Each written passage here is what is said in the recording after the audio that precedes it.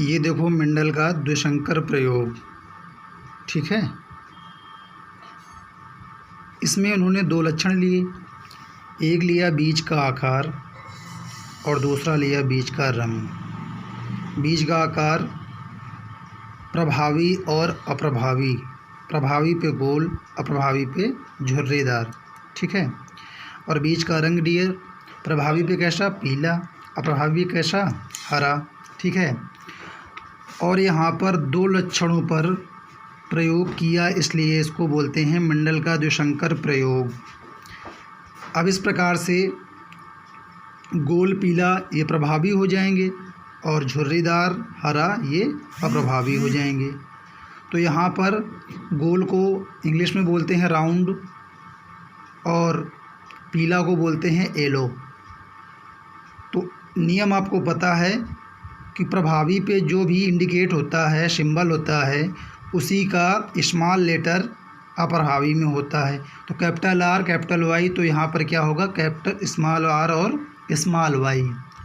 अब देखो बच्चा, यहाँ पर अर्धसूत्री विभाजन जब होता है, ये कारक डबल पेयर में होते हैं और अर्धसूत्री विभाजन पे ये सिंगल बनेंगे। तो कैपिटल आर से आर निकला, कैपिटल वाई से वाई निकला। यहाँ स्मॉल आर से आर निकला, स्मॉल वाई से वाई निकला। अब ये बना युग्मक, ये जनक थे और ये युग्मक। बात समझ पाए। इसके बाद अब जब capital R capital Y into small R small Y से आप संकरण कराओगे तो क्या निकल के आएगा, capital R small R, capital Y small Y. ध्यान रखना, कैपिटल आर है तो आर, इसके बाद स्मॉल आर लिखेंगे, ठीक है। स्मॉल वाई बाद में ही जाएगा। और इस प्रकार से आपने देखा यहाँ पे capital R capital Y, capital R capital Y गोल और पीला, यानी कि प्रभावी लक्षण दर्शा रहे हैं। तो यहाँ पे बना गोल व पीला।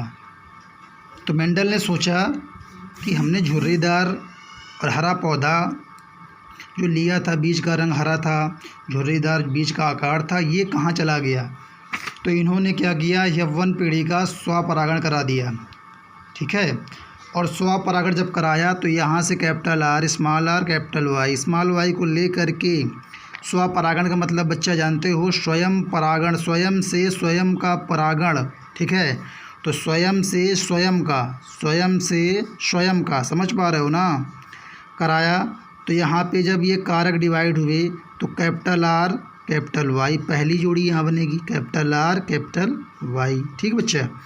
फिर कैपिटल आर स्मॉल वाई, ठीक है। फिर दूसरे वाले से करोगे स्मॉल आर कैपिटल वाई, फिर स्मॉल आर स्मॉल वाई। बात समझ पाए आप। सेम ईयर यहाँ पे होगा और ये कहलाएगी जनक टू। ये आपका था जनक फर्स्ट और ये है आपका जनक टू। और इस प्रकार से पहले जनक में 4, फिर जनक में 4। तो अब यहाँ पे देखो, एक पे 2 बनते हैं, एक पे 2 बनते हैं जैसे, तो 2 पे 4 बनेंगे। अब ऐसे भी 4 4, तो ऐसे करके उन्होंने देखा कि ये तो बहुत ज़्यादा बन जाएंगे, इनको ऐसे बनाना मुश्किल हो जाएगा। तो इन्होंने इसको वर्ग में रख दिया, जिसका नाम था पुनेट स्क्वायर। क्या नाम था, पुनेट स्क्वायर। इसका नामकरण किसने किया था, आरसी पुनेट ने ही किया था, पुनेट स्क्वायर या पुनेट वर्ग। ये है आपका पुनेट वर्ग। इसमें देखो संकरण जब कराओगे आप तो वन साइड पे रखोगे capital R capital Y, capital R small Y, small R capital Y, small R small Y. Same year बच्चा इस साइड पे हो जाएगा, सेम ये होगा और सेम ये होगा। ये चीज़ें आप बहुत अच्छे समझना। ये आपने कर लिया तो आपके 6 नंबर श्योर हैं। थ्योरी आप लिखो या ना लिखो, जब आप ये लिख दोगे तो खुद भाषा बना सकते हो। तो इसीलिए मैंने आपके लिए बनाया है, ठीक है। तो देखो अब यहाँ से आप जब पेयर बनाओगे या संकरण कराओगे बच्चा, तो इसमें क्या होगा, capital R capital Y, capital R पहले इससे जाएगा। समझना, एक बार हमने आपको बोर्ड पे बताया था, फर्स्ट ईयर में टॉपिक चल रहा था आनुवांशिक लक्षण का, तो उसमें बताया था ना। तो वही चीज़ यहाँ बता रहा हूँ। वहाँ पे जीन बताया था, यहाँ पे आपको ये मेंडल का द्विशंकर नियम बता रहा हूँ, ठीक है। तो कैपिटल आर तो क्या बनेगा, capital double R capital double Y, ठीक है। फिर इसका इससे कराओगे तो कैपिटल आर, फिर उसके बाद कैपिटल वाई, स्मॉल वाई। बस ये आपको याद रखना है कि सिंबल नहीं भूलने हैं, पहले कैपिटल में लिखेंगे, बाद में स्मॉल लिखेंगे। हाँ, अगर कैपिटल आर स्मॉल आर लिखना है और फिर कैपिटल वाई लिखना है तो आप ध्यान रखना कैपिटल आर पहले आएगा, वाई बाद में आएगा। इस प्रकार से बच्चा आप ये पूरे जब बना लोगे तो ये बन के आएंगे 16। कितने कॉलम आएंगे? 16। तो यहाँ से सिद्ध हुआ कि मेंडल के द्विसंकरण प्रयोग से 16 प्रकार के पौधे बनेंगे। कितने प्रकार के? 16 प्रकार के पौधे बनेंगे। और देखो यहाँ पे एक चीज़ और क्लियर करी कि ये जो यहाँ पे कारक थे ये बच्चा काहे में है?